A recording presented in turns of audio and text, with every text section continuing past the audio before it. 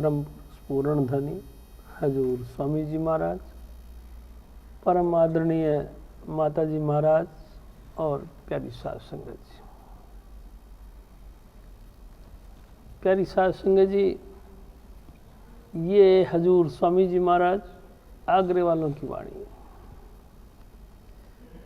हजूर स्वामी जी महाराज मेरे सतगुरु, उनका एक फेवरेट शब्द है। प्यारी साध संगत जी, लगभग हमेशा ही हजूर स्वामी जी महाराज इसी शब्द को अपने जीभ पे रखते थे। जब कभी भी चांस बात करने का होता था तो यही पॉइंट लेके चलते थे। उनके लब पर हमेशा यही रहता था कि धाम अपने चलो भाई, पराए देश क्यों रहना। प्यारी साध संगत जी, स्वामी जी महाराज ने फरमाया कि भाई अपन जितने भी बहन भाई हैं, ये यहाँ यानी कि संसार में, यानी कि मृत्यु लोक में, यानी कि दूसरे लोक में अपन सब लोग आए हुए। किस लिए? कर्मों की गति के मुताबिक। प्यारी साध संगत जी, त्रिलोकीनाथ ने एक कानून बना रखा है कि टिट फॉर टाइट। तुम जैसा व्यवहार करोगे वैसा तुम्हारा व्यवहार किया जाएगा। जैसा तुम बीज बोओगे वैसा ही तुमको काटना पड़ेगा, चाहे काटने में टाइम कितना भी लग जाए, लेकिन काटना वही पड़ेगा जो हमने बीजा। प्यारी साध संगत जी, इस कर्मों के कानून से कोई नहीं बच सका। गरुड़ पुराण कहता है कि 71 दफा युग पलट जाए तो भी जो हमारे करे हुए कर्म वो हमको भोगने ही पड़ेंगे। एक दिन हजूर महाराज कृपाल सिंह जी ने फरमाया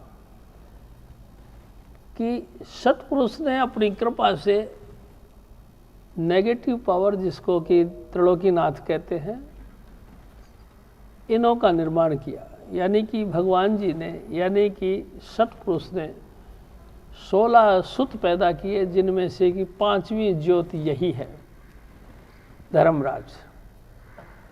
प्यारी साध संगत जी, धर्मराज ने अपने विचार के हिसाब से अलग हटकर नाम का अभ्यास किया, और नाम का अभ्यास इतना किया कि 64 युग एक दफा और 72 युग एक दफा। प्यारी साध संगत जी, अंगूठे के बल खड़े होकर के 72 युगों तक नाम का अभ्यास किया। नतीजा, सतपुरुष प्रसन्न हुए।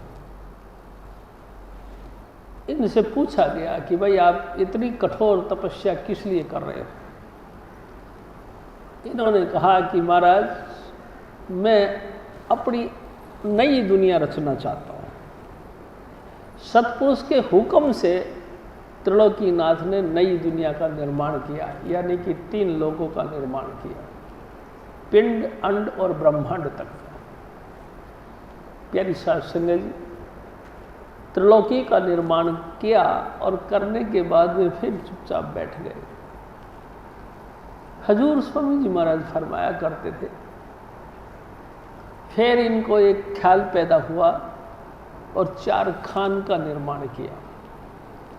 4 खान का निर्माण करने के बाद में इनकी क्लासें बनाई गई, यानी कि 84 लाख प्रकार की योनियां बनाई गई। प्रकार 84 लाख स्टेचू का निर्माण किया गया, यानी मूर्तियों का निर्माण किया गया। 84 लाख प्रकार की मूर्तियां बन जाने के बाद भी धर्मराज को चैन नहीं पड़ा। क्यों?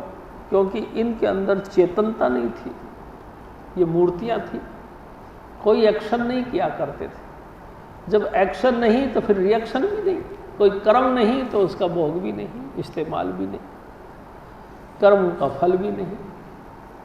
फिर सतपुरुष की फिर आराधना की और सतपुरुष प्रसन्न होकर फिर कहने लगे कि कहो कि महाराज, आपने मेरे को सब कुछ सूझबूझ दी, आपकी कृपा से मैंने सब कुछ किया, लेकिन इनमें चेतनता नहीं है। प्लीज़ मेहरबानी करके मुझे चेतनता भी दो। हजूर स्वामी जी महाराज हमारे कहा करते थे, फिर सतपुरुष ने अपने देह से एक नारी का निर्माण किया जिसको माया कहते हैं। प्यारी साध संगत जी, नारी का निर्माण किया और उनके सर पे हाथ रख के हुक्म दिया कि जाओ तुम काल यानी कि निरंजन भगवान के पास चले जाओ, उनके साथ लग के उनके आज्ञा के मुताबिक सृष्टि का निर्माण करो। प्यारी साध संगत जी, हजूर स्वामी जी महाराज फरमाया करते थे कि वो जो माया गर्भ के अंदर सभी जीवों का जीव अंश रखकर सतपुरुष से हुक्म लेकर धरती पर आई। प्यारी साध संगत जी जब वो आने लगी तो उन्होंने कुछ बातें कही सतपुरुष से, हे प्रभु मेहरबानी करके मैं आपके चरणों से जुदा हो रही हूँ, कुछ मेरे को आशीर्वाद दो। उन्होंने आशीर्वाद रूप में कहा कि सबसे पहला आशीर्वाद ये है कि हे प्रभु मेरी कभी भूख ना मिटे, जितना मर्जी दुनिया को मैं खा लूँ या दुनिया मेरे को बरत ले, मेरी भूख ना मिटे। दूसरा, मैं कभी ना मरूं। प्यारी साध संगत जी, बड़ी जबरदस्त बातें हैं। जितना मर्जी दुनिया इस माया को भोग ले, लेकिन माया से कोई तृप्त नहीं होती। और कमाल की बात यह है, जितना मर्जी इसको खा ले लेकिन मौत नहीं आती। हमेशा माया प्रबल रहती है, माया जिंदा रहती है। प्यारी साध संगत जी, और तीसरा वरदान, जिस जीव को मैं जहाँ भी फिट कर दूँ वो उसी में मगन रहे। प्यारी साध संगत जी वरदान लिए और नीचे आ गए। धर्मराज ने इनको से शरीर खा लिया और इन्होंने फिर जैसे भी अंतर में प्रार्थना की, नाखून फाड़ के ये बाहर निकल आई। प्यारी साध संगत जी, तब से नारी को एक शर्म की भावना पैदा हुई, एक डर की, एक झेपना उसकी भावना पैदा हुई। प्यारी साध संगत जी, और उसके बाद में एक को माई जगत विहाई, तीन चेले परवान, एक संसारी, एक भंडारी, एक लावण दीवार। इन्होंने फिर 3 संतान पैदा की, ब्रह्मा विष्णु महेश।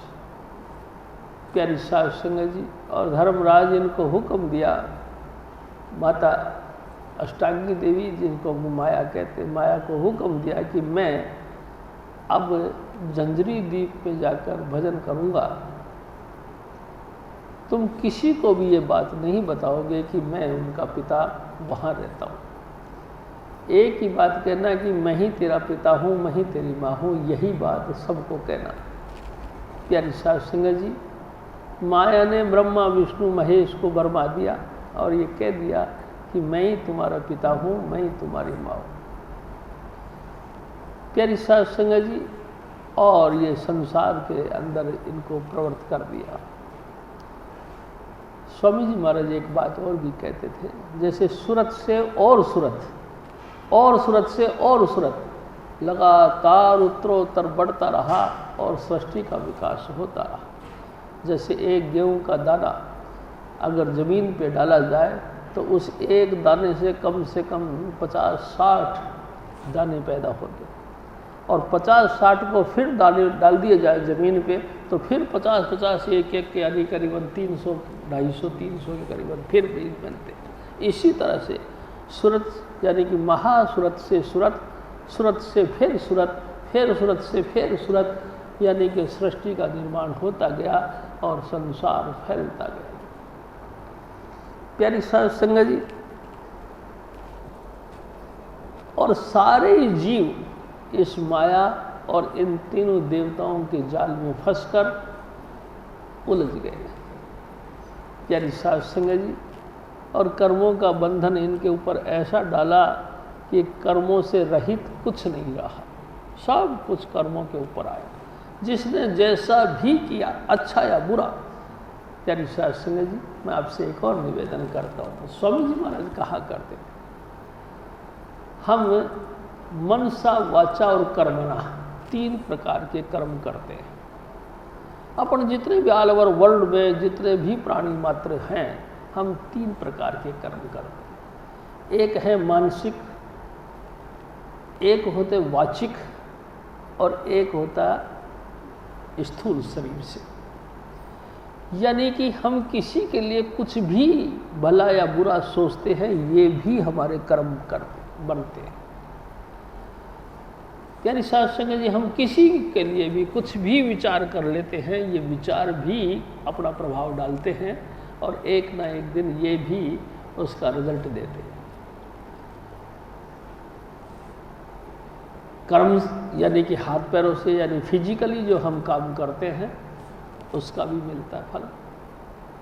और कर्म वचन करके, बोल करके, हम किसी का भला बुरा नहीं चाहते, लेकिन वचनों से, चाहे मजाक के रूप में सही, चाहे मैं गुस्सा जाहिर करने के लिहाज से सही, चाहे हमको कोई चीज़ की सेटिंग समझ में नहीं आती, अब सेटिंग है हमारी तुम्हारी, लेकिन फिर भी अगर हमने अपने वचनों का करके हल्का भी बोल दिया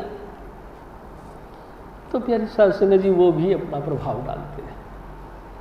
तो मनसा, वाचा, कर्मणा 3 प्रकार के कर्म, देविक, देहिक, भौतिक 3 प्रकार के कर्म, सदाई इन कर्मों में हम उलझे रहते हैं। कोई भी ऐसा व्यक्ति नहीं, कोई भी ऐसा प्राणी नहीं जो लगातार कुछ ना कुछ सोचता ना हो। प्यारी साध संगत जी, मुंह से बंद है तो मानसिक रूप से सोचता रहता है, मुंह और मानसिक दोनों रूप से बंद है तो फिजिकली रूप से हाथ पांव से कुछ ना कुछ करता है, किसी ना किसी के साथ कुछ ना कुछ व्यवहार करता है। इन तरीकों से आकर के हर व्यक्ति कर्मों के जाल में फंसता रहता है। लेकिन प्यारी साध संगत जी, कमाल तो इस बात का है, फिजिकली रूप से हमने किया हुआ कर्म वो निष्फल हो सकता है, लेकिन जो मानसिक रूप से, यानी कि अपने अंतर के ख्यालों से हम किसी का भी कुछ भी चिंतन करते हैं, वो निष्फल नहीं होता। मानसिक रूप से हम किसी के लिए कुछ भी सोचते हैं, वो निश्चित रूप से प्रभाव डालता है। मान लो सपोज कि किसी कारणवश हमारा आपकी अनबन हो गई और आपने उठाया एक थप्पड़ मेरे मुंह पे मार दी। प्यारी साध संगत जी, थप्पड़ मार दी और मैंने भी आपको थप्पड़ मार दी। थप्पड़ का फल थप्पड़ हो गया, यानी कि मुंह पे मारने वाला चाटा, उसका प्रभाव पड़ गया कि मैंने चाटा मारा, तुमने भी चाटा मारा। लेकिन जो पेन, जो दर्द, आपके मारने से जो दर्द पैदा हुआ, उसको रफा दफा कहाँ करोगे? प्यारी साध संगत जी, वो हमारा कर्म बन गया। उस कर्म के लिए तुमको इस कंडीशन में आना पड़ेगा, मुझको इस कंडीशन में आना पड़ेगा कि जब कभी ऐसा संजोग बने कि हम शांति से बैठो, तुम्हारे चाटा झटाक से मुंह पे लगे, आएगा। प्यारी साध संगत जी, इसके लिए हजूर स्वामी जी महाराज ने एक बात कही। इसके लिए धर्मराज के दूत और धर्मराज के दूतों की फौज कायम की गई। आपने जो मेरे मुंह पे थप्पड़ मारा या मैंने आपके मुंह पे चाटा मारा, इसका भुगतान हमको नरकों में मिलेगा। वही जो धर्मराज के दूत हैं वो हमको यहाँ से चुक के वहाँ ले जाएंगे और वहाँ उस नरकों में डाल के घनघोर ताप, तपस्या, जैसे कि हीट, जबरदस्त गर्मी, यानी कि उस अवगुण का प्रभाव हमको जाहिर करेंगे, देंगे। हम जलेंगे अपने कर्मों के कारण से और अनेक प्रकार के दुख पापा के फरियाद करेंगे, हे प्रभु हमको माफ करो। प्यारी साध संगत जी, लगातार फरियाद यानी कि पुकार और भुगती हुई सजा, दोनों के कारण से वो कर्म हमारा हल्का होगा। फिर हमको धर्मराज के दत्त में पेश किया जाएगा। फिर देखा कि अब तुम्हारे कर्म निवृत्त हो गए हैं, अब जाओ 84 में। फिर हमको 84 में भेजा जाता। इस तरह का गहन, जिसको कहते हैं जबरदस्त कानून बनाया गया कर्मों का। इस कर्मों के भुगतान हम सभी, जितने भी ऑल ओवर वर्ल्ड में जितने भी प्राणी जगत है, प्यारी साध संगत जी भोगते हैं। मैं आपसे एक और निवेदन करता हूँ।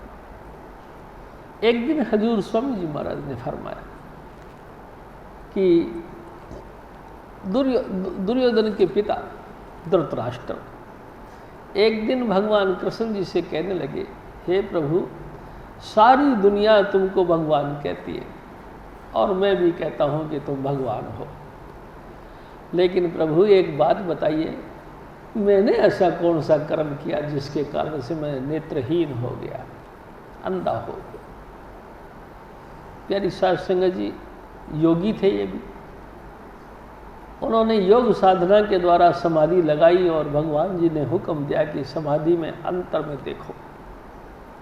योग साधना के अभ्यास से उसने देखा कि 100 जन्मों तक पिछले कोई उसने ऐसा कर्म नहीं किया जिसके फल से वो नेत्रहीन बने। आँख खोली और भगवान जी से कहने लगे, हे प्रभु, मैंने पिछले 100 जन्म देख लिए, मैंने 100 जन्मों तक कोई कुकर्म नहीं किया जिसका रिजल्ट मेरे को नेत्रहीन बनाए। भगवान कृष्ण जी ने अपने दया मेर भरा हाथ उनके सर पे रखा और कहने लगे, अब चलो अंदर। प्यारी साध संगत जी, उनकी सूरत फिर अंतर में गई।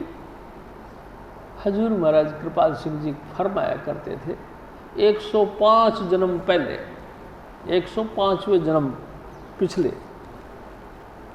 वो एक धीमर के लड़के थे, अपने पिता के साथ मछली पकड़ने गए थे। पिता जाल से या जो भी कोई साधन होता था उस साधन से मछलियाँ पकड़ते थे और इनकी तरफ फेंक देते थे। जब मछली उछल कूद ज़्यादा मचाती थी, ये इनको दबोच के टोकरे में बंद कर दिया कर। प्यारी साध संगत जी, एक मछली बड़ी तंग कर गई इनको, बड़े उछली, इधर भागे उधर भागे, इधर भागे इधर भागे, आखिर हाथ में आई नहीं। बड़ी मुश्किल से वो उसके काबू में आई। इतना थक गया था ये लड़का, इतना परेशान हो गया था कि बड़ी मुश्किल से जब कब्जे में आई तो कीकर का कांटा लेके उनकी दोनों आंखों में घुसेड़ दिया। ले, तो ज़्यादा नाच कूद रही है। उसका रिजल्ट उसके कारण से ये नेत्रहीन बने। प्यारी साध संगत जी, कितना लंबा चौड़ा मामला है। 105 बार जन्म लेने के पहले उसने ऐसा किया जिसका रिजल्ट आज मिल रहा है, यानी 105 वर्ष, 105 जोनियों के बाद। अब बीच के पड़ाव कितने लंबे हैं, यानी इतना जबरदस्त कर्मों का खेत, इससे कैसे निपटे। प्यारी साध संगत जी, हजूर स्वामी जी महाराज जब धरती पर आए तो सबसे पहले उन्होंने इसी पॉइंट को समझा कि कौन सा ऐसा उपाय किया जाए जिससे कि जीवों के पिछले कर्म कट जाए।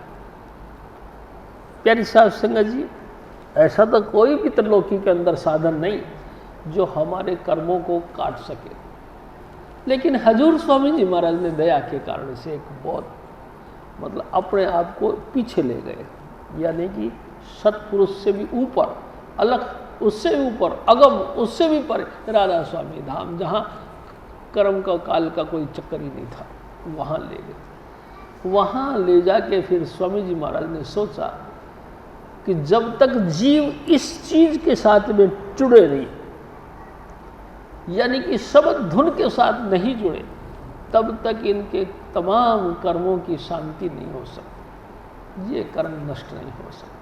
और जब तक कर्म नष्ट नहीं होंगे तब तक जीव का आवागमन नहीं निपट सकता। चाहे जितना ही मर्जी फलास्फर बन जाए, चाहे जितना मर्जी ज्ञानी ध्यानी संयमी दाता सूर बन जाए, लेकिन ये कर्म कभी नष्ट नहीं हो सकते जब तक कि वो शब्द धुन के साथ नहीं जुड़े। प्यारी साध संगत जी, बड़े कमाल की बात है। एक दिन हजूर स्वामी जी महाराज ने फरमाया, जो व्यक्ति अभ्यास कर कर के ज्योति के अंदर लीन हो जाते हैं, तो ज्योति के भी जाल में फंसकर आदमी त्रिलोकी के जाल में रह जाता है। इस ज्योति के जाल में फंस कर के भी इंसान की गति मुक्ति नहीं होती, क्योंकि फिर ज्योति के जाल में फंस जाता है, वो इससे परे नहीं हट सकता। कर्म बंधन से मुक्ति देने का एकमात्र एक उपाय क्या? सिर्फ शब्द धुन। हजूर स्वामी जी महाराज ने शब्द धुन का बिल्कुल प्रैक्टिकल अनुभव किया और उसी अनुभव को देने के लिए संसार में आए और लोगों को खुल के कहा, धाम अपने चलो भाई, पराए देश क्यों रहना। ऐ मेरे भाई, जब से सृष्टि का निर्माण हुआ तब से तुम हम सब इस पराए देश के अंदर रह रह के पराया खोता बन बन के परेशान हो रहे।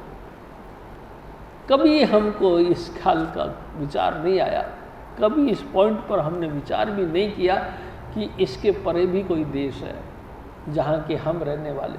स्वामी जी महाराज कहा करते, ये देश हमारा देश नहीं, ये जाति हमारी जाति नहीं, ये धर्म हमारा धर्म नहीं, ये पिता हमारा पिता नहीं। हमारे पिता सत्पुरुष, हमारा देश सचखंड, हमारी जाति सतनाम, हमारा गोत्र सतनाम। प्यारी साध संगत जी, अपना सबका जितने भी मानुष जाति है, इन सब का गोत्र सत्पुरुष का। हमारे पिता सत्पुरुष, सतनाम गोती हैं अपन सारे।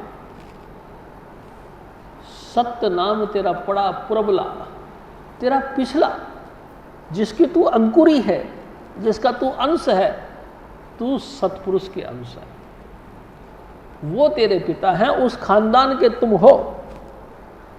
लेकिन वहां जाना नहीं हो रहा था। रीजन कि हम टिट फॉर टाइट के चक्कर में पड़े हैं। जब जब मानुष देह मिली किया न सतगुरु प्यार, जब जब इंसान को मानुष देह मिली और हजूर स्वामी जी महाराज देह धारण करके धरती पर आए, तब तब अपन सभी बहन भाइयों ने उनका विरोध किया। चाहे वो किसी भी चोले में महापुरुष आए हों, सब ने उनका विरोध किया। कोई इक्का दुक्का, कोई भला मानुष उनके ऊपर फेत ले आया, भरोसा विश्वास ले आया कि नहीं, ये तो मालिक कुल हैं, इनके अलावा कुछ और नहीं है। कोई ऐसा महापुरुष की कृपा से उनकी बुद्धि जग गई। उन्होंने इस पॉइंट को समझ लिया कि ये मालिक कुल का अवतार हैं, राधा स्वामी दयाल आप हैं और हमको अपने धाम का परिचय देने के लिए आए हैं। उनको खोल के ये अपना परिचय देते हैं। ऐ मेरे भाई, ऐ मेरी माताओं बहनों, इस पराये देश में तुम सुखी नहीं हो सकते। जितना मर्जी आनंद मंगल करो, आखिरकार एक दिन ये घर, ये देश, ये बरादरी, ये समाज, ये हमारे बहन भाई परिवार सब छोड़ना पड़ेगा और हाथ पसारे चले जाएंगे। राणा राव न कोई रहो, रंक ना तंक फकीर, वारी आपो आपने कोई ना बांधे थी। प्यारी साध संगत जी, हजूर स्वामी जी महाराज कहा करते थे, सिकंदर जैसे महान हस्ती जिन्होंने पूरे यूरोप कंट्रियों को जीत के हिंदुस्तान को फतेह करने का ख्याल किया, वो भी आखिरकार खाली हाथ चले गए। रावण जैसे महान सम्राट जिनके की सोने के परकोटा था, हीरे लाल रत्नों का, स्फटिक मणियों का जिनके खंबे थे, ऐसी ऐसी बेशकीमती धातु जिनके जहाँ पे आम साधारण रूप से लगी हुई थी, इतने बड़ा साम्राज्य और इतनी धन संपत्ति छोड़ के उसको भी खाली हाथ जाना पड़ा। प्यारी साध संगत जी, कोई ऐसा नहीं माई का लाल आज तक हुआ जिसने कि धरती का कोई सामग्री अपने साथ लेके गया हो, यहीं का यहीं छोड़ दे। कोई भी आया चाहे, और हमने भी सबने छोड़ दिया। प्यारी साध संगत जी, 10 साल में नहीं तो 20 साल में, 20 नहीं तो 30, 30 नहीं तो 40, 40 नहीं तो 50, 50 नहीं तो 60, 60 नहीं तो 70, नहीं तो 80, नहीं तो 90, नहीं तो 100 साल के बाद हम सब बहन भाइयों को ये देश छोड़ के चले जाना, और कहाँ जाएंगे इसका कोई पता नहीं। प्यारे शास्त्री जी, क्या हम ऐसी जगह जाएंगे कि आगे रहने अंधेरी बारी, काजे करो कुछ बन, ये देही फिर हाथ न आवे, वहाँ तुम जलो अगन में। ऐ मेरे भाई, ऐ मेरी माताओं बहनों, उस अग्नि कुंड में हमको डाल दिया जाएगा। जितने मर्जी जेंटलमैन हैं अपन, जितने मर्जी होशियार हैं, कितने ही ज़बरदस्त हुकूमत के मालिक हैं, कितना ही प्रोपेगेंडा फैला रखा, आखिरकार हमको जाना पड़ेगा। तो कोई है ऐसा रास्ता? हाँ है। क्या रास्ता है? स्वामी जी महाराज दया करके फिर फरमा। हाँ जी।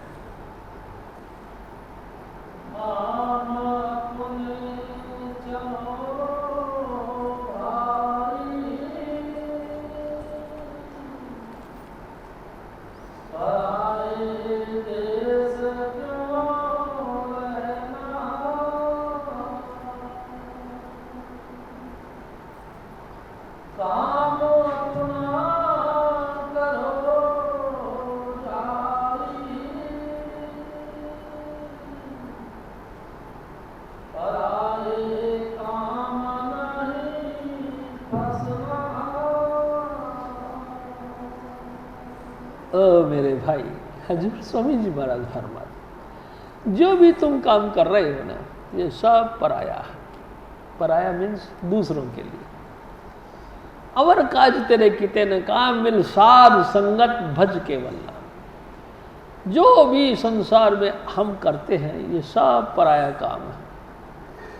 चाहे हम 100 साल तक बैठ के लगातार करते हो, लेकिन सब पराया काम। देखो, मैं आपसे एक और निवेदन करता हूँ।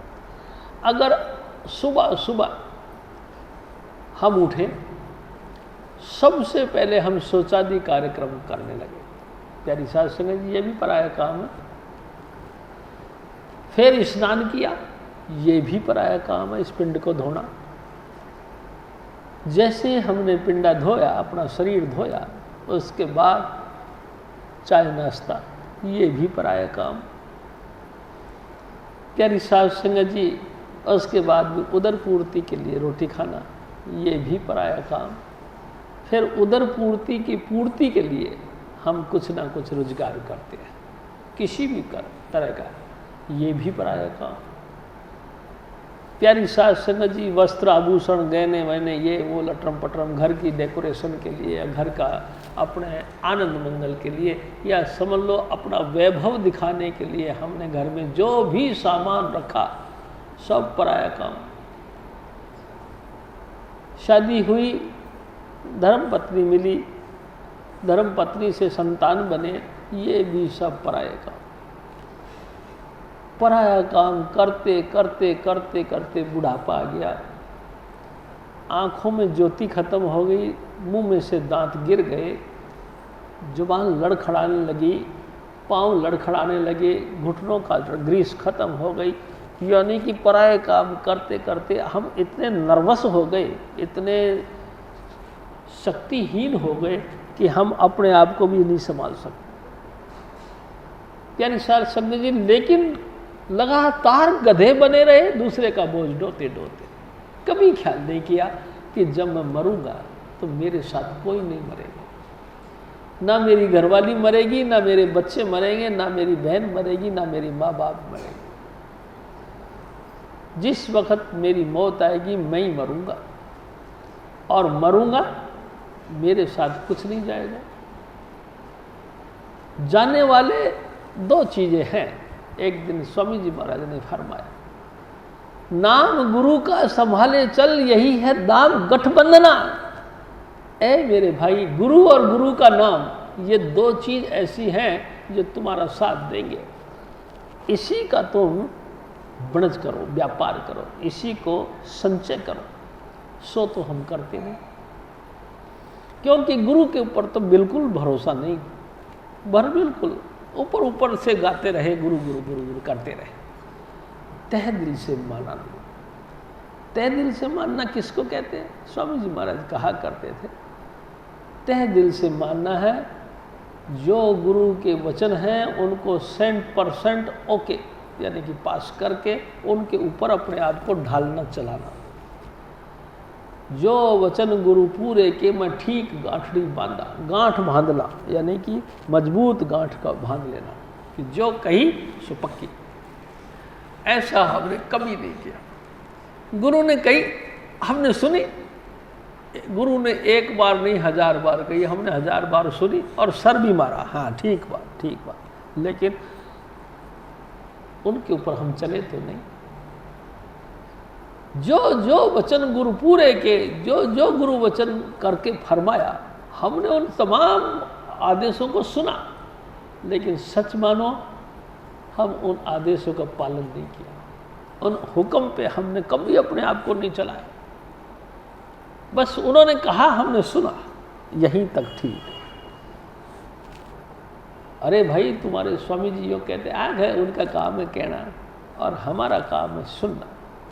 वो कहते अच्छे लगते हैं, हमको सुनना बहुत अच्छा लगता है। यानी कि उनके वचनों के ऊपर हम चले नहीं, तो फिर हमारा उद्धार कैसे हो?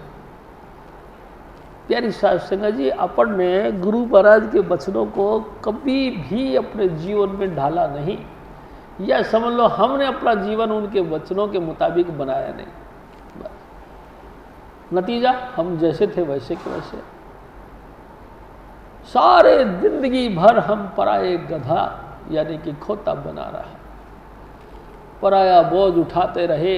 अरे भाई क्या है कि यार तबीयत खराब है, फिर क्या है कि क्या है यार रिश्तेदारी में कोई आज एक्सपायर हो गया, तो फिर जाना पड़ेगा। अरे भाई जब तुम्हारी हिम्मत नहीं है तो फिर रहने दो। अरे भाई कैसे काम चलेगा? यानी कि काम किया, थके हुए हैं, बीमार हैं, बिल्कुल असहाय है, लेकिन फिर भी हम दूसरा का काम करने के लिए चल पड़े। बेशक चाहे रास्ते में मौत आ जाए, लेकिन जाना जरूरी है, चले गए। तो हजूर स्वामी जी महाराज फरमाते हैं कि ए मेरे भाई, स्वाय नाम के स्वामी जी महाराज ने जो एक पॉइंट लेके चल के आए हैं, क्या शब्द धुन, उसके कोई भी शब्द धुन के अलावा कोई भी ऐसा साधन नहीं जिसके कारण से हम कर्मों की इस खेत को खत्म कर सकें, आवागमन को निपटा सकें। प्यारी साध संगत जी, कोई भी नहीं। और शब्द धुन हम सुनना नहीं चाहते। हजूर स्वामी जी महाराज परम पुरुष पूर्ण धनी स्वामी चुन्नीलाल जी महाराज, साक्षात राधा स्वामी दयाल, आप धरती पर आए और हम सब को शब्द धुन के साथ जोड़ा। लेकिन कितने एक लोग हैं जो कंटिन्यू शब्द धुन का अभ्यास करते हैं। प्यारी साध संगत जी, पेट में लगी है भूख तो हम 10 बार इधर उधर झांकते ताकते हैं कि रोटी खानी है, व्याकुल हो जाते, मुंह से पानी की लाल टपकने लग जाती है, लेकिन खाएंगे जरूर। इतना व्याकुल कभी हमने नाम जपने के लिए या शब्द धुन को सुनने के लिए नहीं हुए। अभी हम शब्द धुन सुनने के लिए या नाम जपने के लिए बैठे हैं। अभी कोई बेल बजा दी किसी रिश्तेदार ने, झट से उठ के दरवाज़ा खोला, आओ जी आओ जी आओ जी, और आओ जी करके उनके साथ बातें चीते में 2-4 घंटे लग गए। प्लस मैं तो ये कहता हूँ पूरा दिन ही बीत गया। सुबह से हो गई शाम, लेकिन दी एंड नहीं हुआ बातों का। शाम पड़ी और उसकी रोटी पानी में लग गए, उसके साथ फिर मेरा की बातें कर करा के रात बिता दी। लेकिन ये नहीं कि अब मेरा नाम जपने का टाइम आ गया, नहीं, बिल्कुल नहीं, भूल गए। गैर कंपलसरी, अनिवार्य नहीं माना, कभी इसको जरूरी नहीं माना, कभी पंक्चुअलिटी नहीं दिखाई कि नाम जपना ही जपना है, बैठ जाएंगे, चाहे तो माँ रूसे, चाहे बाप रूसे, चाहे बहन भाई रूसे, चाहे धर्म पत्नी रूसे, मैं नाम जपने के लिए बैठ रहा हूँ, तुम भी बैठो ना। प्यारी सास संगत जी, बिल्कुल हम पूरी जिंदगी पराया बोझ ढोते रहे। आप बताओ भाई साहब, रिजल्ट जो दिया जाएगा फाइनल एग्जाम के अंदर, जो तुमने क्वेश्चनों का आंसर दिया गया था, उस आंसरों के बेस पे तुमको रिजल्ट दिया जाएगा। आपने क्या आंसर दिया, हजूर स्वामी जी महाराज ने क्या क्वेश्चन आपके सामने रखे और किन क्वेश्चनों का आपने क्या आंसर दिया। हजूर स्वामी जी महाराज ने फरमाया था कि नाम लेने के बाद तुमको रोज रोज भजन करना पड़ेगा, कम से कम 2-2.5 घंटे। क्या आपने कभी किया? नहीं किया। फिर हम रिजल्ट ढूंढते पास का कि हम पास हो जाए, कैसे हो गए? प्यारी साध संगत जी, टीचर हमारे बड़े ज़बरदस्त दयालु हैं। हम अगर कुछ लिखेंगे तो ग्रेस दे के हमको पास कर देंगे। बेशक हमारे 100 में से 10 ही नंबर आए, बाकी वो अपनी तरफ से ऐड करके 50 और जोड़ देंगे, वो ग्रेस दे देंगे। लेकिन देंगे जब न जब कुछ तो हम लिखेंगे। हम कुछ भी नहीं लिखते और 100% ग्रेस दे दे, ऐसा तो कभी नहीं हो सकता। फिर भी हजूर स्वामी जी महाराज दयालु हैं, तो फिर हमको अगला चांस देते हैं। कोई बात नहीं, अब के नहीं तो अगली बार तुम जरूर जपोगे। लेकिन प्यारी साध संगत जी, मैं एक निवेदन करता हूँ, अगली बार जपना क्या सोखा है? दोबारा फिर माँ के गर्भ में लटकना पड़ेगा, फिर दुख तकलीफ उठानी पड़ेगी, फिर बालपन में आना पड़ेगा, पशु के माफिक बच्चा बन के पैदा होता है। फिर चाहे कुछ डिमांड हो, माँ अपनी मर्जी से हमको देती है। हम रोते हैं, चीखते हैं, चिल्लाते हैं, फिर पढ़ाई लिखाई करते हैं, फिर धीरे धीरे धीरे धीरे इस स्टेज तक आएगा। फिर हमको क्या पता गुरु मिले या ना मिले, कहाँ उद्धार का कार्य, कोई जरिया नहीं। हैरान है बात, बुद्धि खराब हो जाती है। ये कैसे? फिर क्या चांस, या नसीब, सतगुरु मिले या ना मिले। और सतगुरु भी मिल गए तो स्वामी चुन्नीलाल जैसी परम हस्ती मिले या ना मिले, या नसीब, क्या पता वो दया करे कि नहीं करे। हालांकि उनका स्वभाव है दया करने का, लेकिन इतनी दया करे कि ना करे, क्योंकि उन्होंने देखा कि पिछली बार भी हमने आपके ऊपर दया करी, लेकिन आपने मेरी एक नहीं सुनी। अब तुम इस लायक नहीं, इसलिए हल्का हल्का ही ठीक है, चलते दो। प्यारी साध संगत जी, कितनी ज़बरदस्ती, यानी कर्मों का खेत में हम उलझ गए। हजूर स्वामी जी महाराज फिर और फरमाए,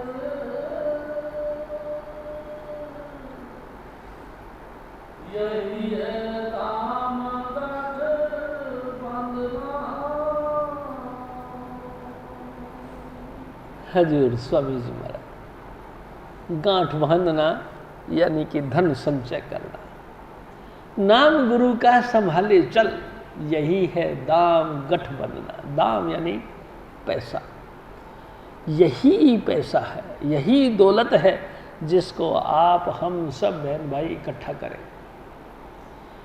प्यारी साध संगत जी, हजारों वाले हजारों छोड़ जाते हैं, लाखों वाले लाख छोड़ जाते हैं, करोड़ों वाले करोड़ छोड़ जाते हैं, लेकिन ये हंस अकेला जाता है।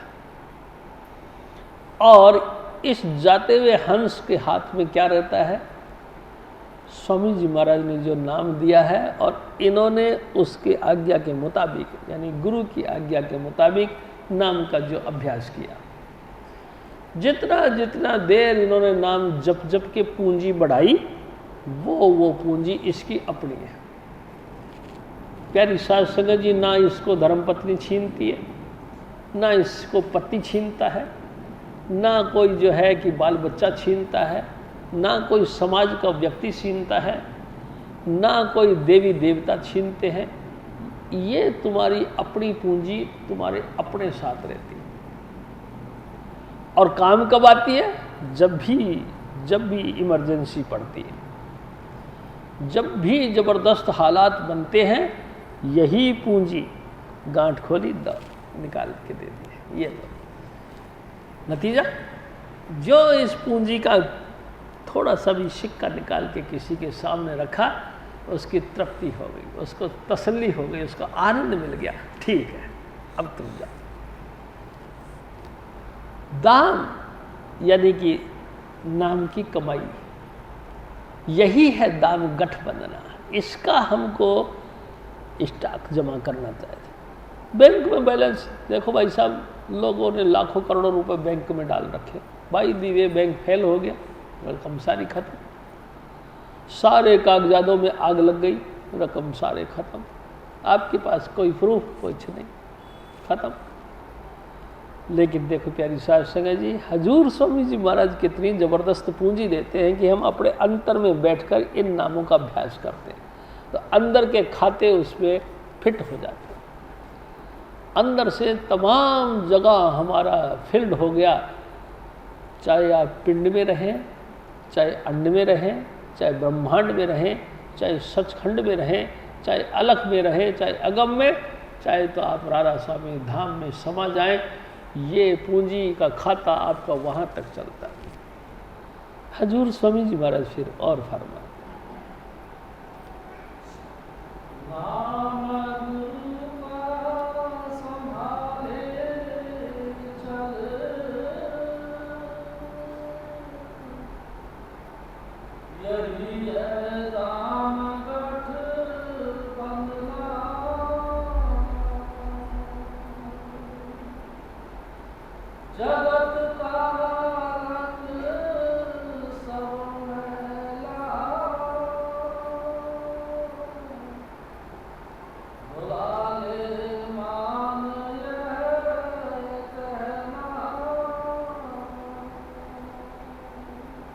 हजूर स्वामी जी महाराज, ए मेरे भाई, ए मेरी माताओं बहनों, हजूर स्वामी जी महाराज एकदम खोल के कहते हैं, तुम संसार में चाहे जितनी से ऊंची जाति के हो, खूबसूरत से खूबसूरत हो, उज्जवल जाति, उज्जवल देही, उज्जवल जो है आपके कर्म, लेकिन फिर भी नाम के बगैर मैले हैं।